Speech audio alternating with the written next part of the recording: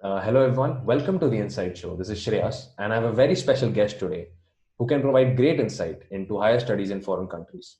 He's one of the very few people who has completed his MS in mechanical engineering from University of Washington, USA, after completing his BTech, and has further transitioned his career into data sciences and program management. Help me in welcoming Himanshu Kapoor. Hello, sir. How are you doing? Hey guys, I'm doing well, Shreyas. How are you? Thank you for I'm inviting me. I'm doing just great. Thanks for coming. It is my pleasure, definitely. So, in this current times, where are you located and how are you currently doing with your life and with your career? I'm doing good. Thanks for asking. I'm in Florida, USA these days. So as you mentioned, I moved to US right after graduating with my undergrad degree. That was back in 2012. Did my master's for a couple of years and started with Cummins, which is a diesel engine manufacturer company. Did that for 6 years, and now recently, this year itself, I transitioned into a more, you could say, product management, e-commerce space. So I'm in Florida these days. Okay, cool. So, to understand your entire story, let's go back to the IIT Ropar days where it all started. And can you Yeah. elaborate on how your IIT Ropar days are and how it changed you specifically? Well, I don't know about any change, but they were fun for sure. Um, um, um, I don't know. As we were talking about before, we started recording all of this. I barely remember any of my time from the classes, but yeah, basketball court, cricket ground, doing all sorts of shenanigans with my friends. That's what I remember most from those days. And what do you think about the challenges and opportunities that are present at IITs, which not many, and or you can also compare maybe the doing an MS from a foreign university and about the IITs and Indian education culture. You can comment on that also. Hmm. Um, to be honest, there is a lot of difference for sure. So what I experienced in MS here was at least compared to the newer IITs that we had back there, like the infrastructure, the laboratories, and all that stuff was very well uh, established. Also, there was a good amount of funding coming in. Right, so one thing that I feel about India, which I think we kind of lack particularly more, is I feel like the industry segment in India is not pumping a lot of money into our educational institutes. So that's one difference that I saw. So all the mechanical labs that I had in University of Washington, a lot of those labs were funded by Boeing, which is a big industry player in US market. And I didn't see that much being pumped into IITs even, right? The premier institutes that we have in India, money coming in from industry segment. Apart from that, it was a different time for me personally as well. Like, when you're in undergrad, you could be a little bit less focused. So I wouldn't compare upon like, comparing the faculties and all that stuff. I wouldn't do that because, it also depends upon your mental aptitude at that particular time, how much you take out of it with whatever faculty and infrastructure you have. But that's one big notice, one big difference that I'd like to share with the guys. And that kind of snowballs into a lot of other effects. Like as you have more money coming in, especially from industries, they demand results, right? So the labs are run properly. There's more focus on industry effective solutions, which I think now with as much as I follow what IIT Ropar is doing, I see like especially focusing. I have visibility to some of the material science work that is going on. That seems pretty impressive. So I think RIT is definitely heading in the right direction, but I think we need more of that. Right, right. So, how did you exactly get the idea of doing an MS, that too in a foreign country like USA? And were you always interested in mechanical engineering? Like, when did you get properly interested in all this? Well, I wasn't really interested in. Well, I think I was a little bit, but obviously my first choice was computer science because throughout my high school I was good with the algorithms and building out. codes logically. So I really wanted to go for a computer science degree, and that too from IIT. But whatever happened with my entrance exam, whatever it happened. But ultimately, I couldn't find a computer science seat. So I was like, okay, what's the other next thing that I like? And I liked physics was my strong suit, and like also I enjoyed solving physics problems. So I think that kind of led me to thermodynamics, mechanical problems, and all that stuff. So I think that's why I kind of went with mechanical engineering. Um, I think, and also my father was a little bit of an influence there. He had a mechanical engineering background, ran his own business. So I think that was a little bit of influence there as well. But that's how I ended up with mechanical in IIT at least. But then as far as going out for higher studies, so I developed the interest there. I was during the 4 years there. I was more interested in working on energy areas like thermodynamics again, fluid dynamics. But as we were discussing earlier as well, those core jobs are hard to find in India, right? Um, in fact, to be honest, I didn't even sit for all the placements that were going on during my time because I wasn't really interested in those jobs. Um, so what I decided was that okay, if I can't find anything to work on in this space, then I'll probably study more in this space. And that's how I kind of started looking out that okay, talk to a couple of my mentors around. They're like, okay, you've already got an undergrad degree from IIT. Why don't you utilize that and see more outside? So that's when I started looking into a couple of universities in Europe as well because they were doing some of the work in energy area around the optimization problem. So I was able to combine my two interests, energy and working on codes there. And then I looked at some universities in US. As things worked out, I ended up in University of Washington. So what exactly is the application procedure and how do you go ahead with this? Well, it's been a long time now. It's been 8 years, but I think more or less it's still the same. Um, I think you have to take a GRE, right, and TOEFL as well. And there are a lot of online blogs that students can utilize there. I don't even remember them, but like even if you just Google how to prepare for GRE, they'll be able to come up with it. But one thing that I would like to share with guys is when they're deciding for MS. Well, I think all of this logistical stuff they can figure out from internet. It's there's a lot of information on internet. But I think my 2 cents there on the whole procedure will be to figure out what you want to do, right? Okay, you want to go for your grad school, right? But do you want to like have you decided? Do you really want to dig deep and do a PhD, or you're looking at from a perspective of okay, this is my ticket out of India, or you are just open to opportunities and see okay what I'm doing. All of these options are not bad. I'm not saying you are not doing the things right way one way or the other. But I think if you realize what you want your MS to be about, I think that's the first key step to figure out. And the reason I say that is because let's say if you're doing it from a PhD perspective, right? You want to dig deep into it.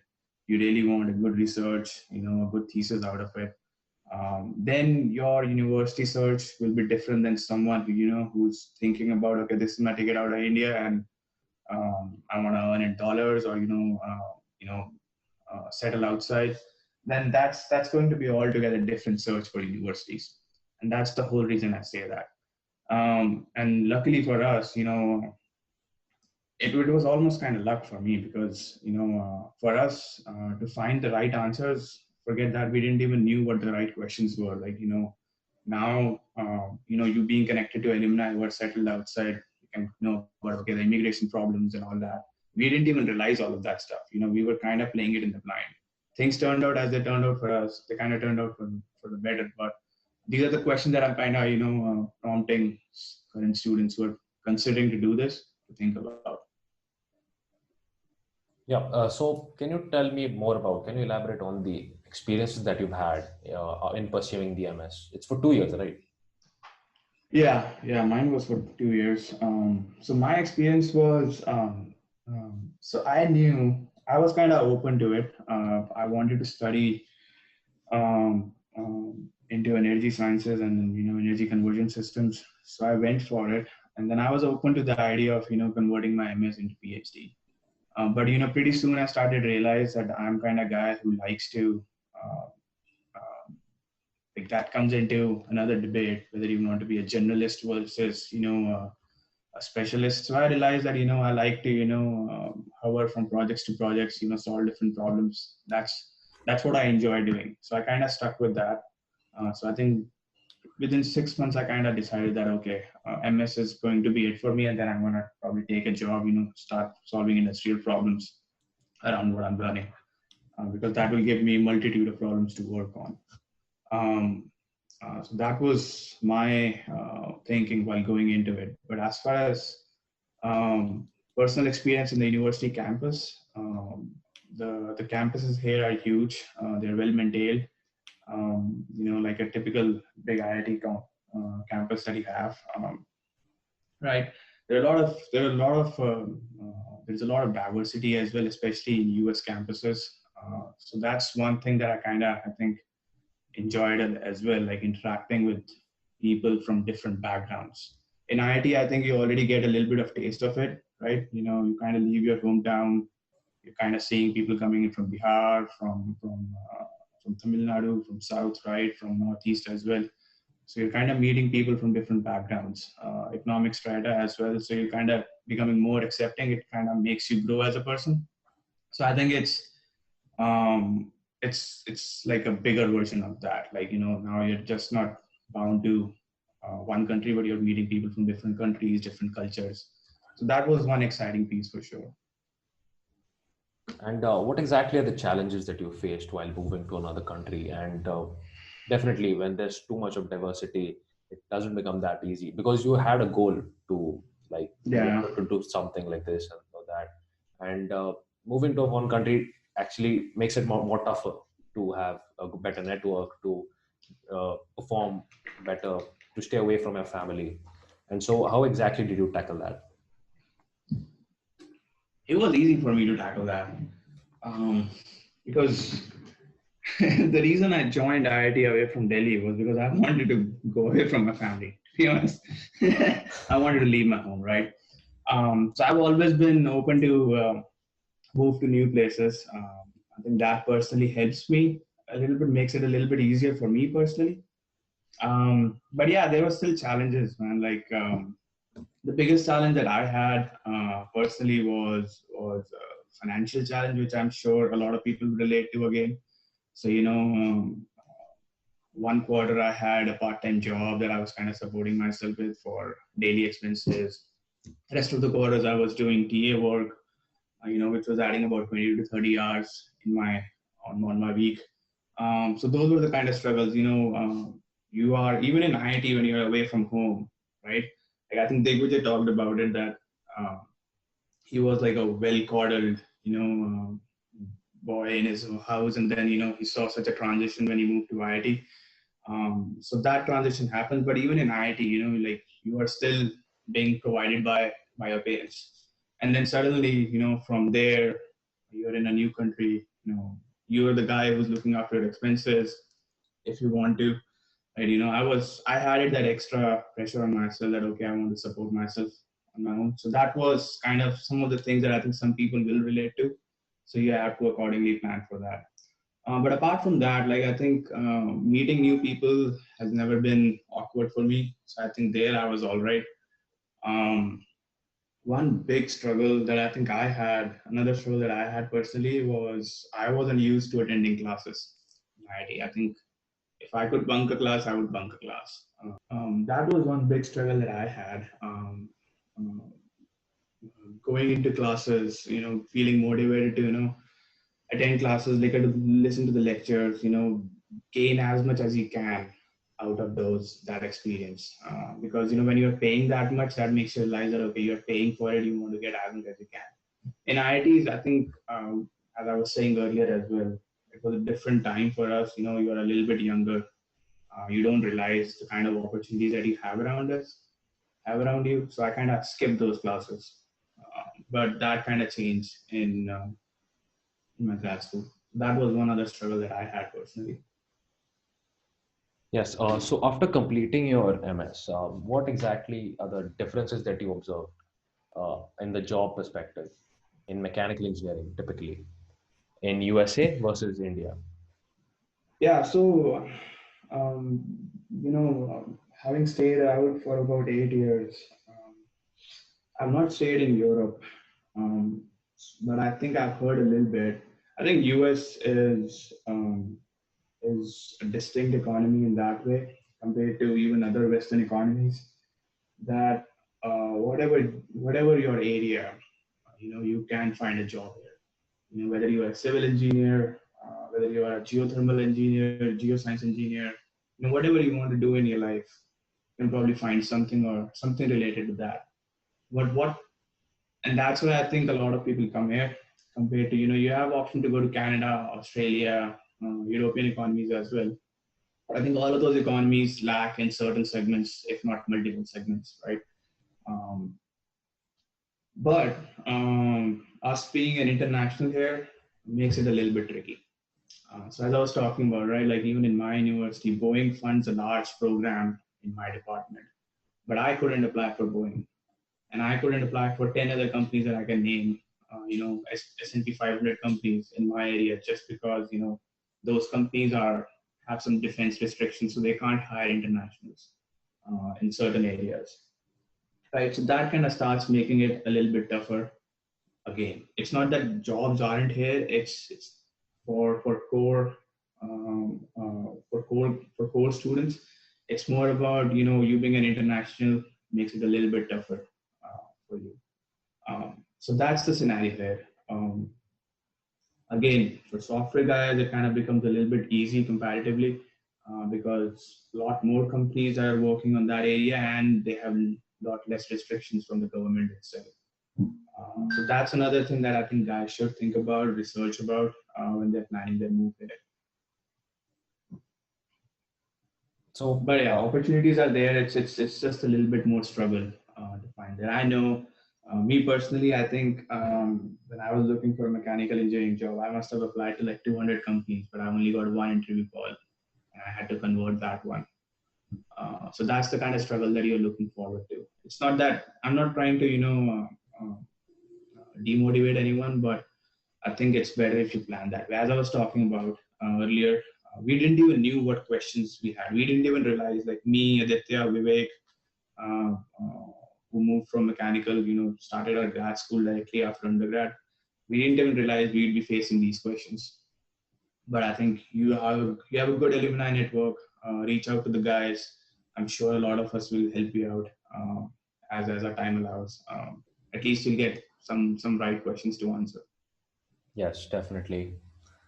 So after your MS, you transitioned into a data science role, a data analyst role. So I would like Yeah, to ask how exactly that transition was, and there could have been a lot of challenges in doing that for applying for those yeah. companies, and yeah, It yeah. kind of happened naturally for me, to be honest. So any engineering job, especially core engineering, when I was working on engines, it basically meant looking at looking at data and making analysis from there. It's a different kind of analysis. It's engineering data analysis, but then that what kind of it makes you is it makes you see trends in data, right? It kind of builds your brain that way. It kind of builds your aptitude that way. So a typical data analyst job versus an engineering data analysis, your tools will be different, right? But I think you get the knack of finding things in data. So I think that's what kind of happened for me gradually. I've always been the one who does what he enjoys doing.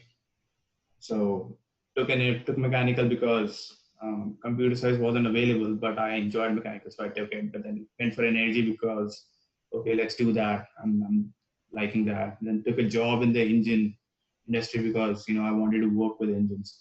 But then gradually, as I was working that job, things change, priorities change. I developed a taste for working in data analysis side of things. So I gradually took a job within Cummins. as a data analyst. And then from there, I started liking the idea of solving business problems and growing my business aptitude. So that's what kind of pushed me towards product management and program management jobs. And then I think this September I transitioned into a product program manager role So how did with you another transition company. into this e-commerce role right now? Exactly. So there were two motivations to it. Um, to be honest, one was a personal taste for solving business problems that I was talking about, and then second, the reason I chose e-commerce industry was, as I was kind of indicating earlier, I think it opens up a lot of avenues for you, right? I was in the manufacturing industry. Cummins, it's a mechanical engine development company, so basically puts it in the manufacturing industry. The deeper I go into that, um, the more niche I'm becoming, right? And if I think from if I put another variables around myself, like job security, immigration in US and stuff like that, that kind of puts me in a bothersome spot, depending upon how the economy is doing. So motivation was twofold. One, I did want to solve business-oriented problems, and second, I wanted to be in an industry which gives opens doors for me in different places. So safe to say, fintech, anything associated with tech is a good place to be. Um, so e-commerce tech is what I kind of worked it out with. If that answers you. So I think we have covered almost everything. So Yeah. if the juniors want to reach you, how exactly can they Mhm. ask ask you any question if they have any queries? Um, I'm available on LinkedIn. LinkedIn will be the quickest way to, not quickest way to reach me, but I think if I don't know you, reach me out there. I think some of the guys also have my number. You can drop me a WhatsApp message, right? Um, I'll definitely, try to respond as much as I can there as well. Emails are a bit slower, to be honest. So it's either LinkedIn or WhatsApp. It's the quickest way to reach me. Yeah. So I think we're done. I think that's a great interview. Thank you for being here, and thank you for giving this interview. Yeah, no problem, man. Chase, this is a good initiative. I appreciate what you're doing for your batchmates, for your juniors, for IIT Ropar in general. I think this is a very good initiative. Best of luck with it, and thank you for inviting me. Thank you for being here. Thank you again. Yeah, thanks, man. See you again.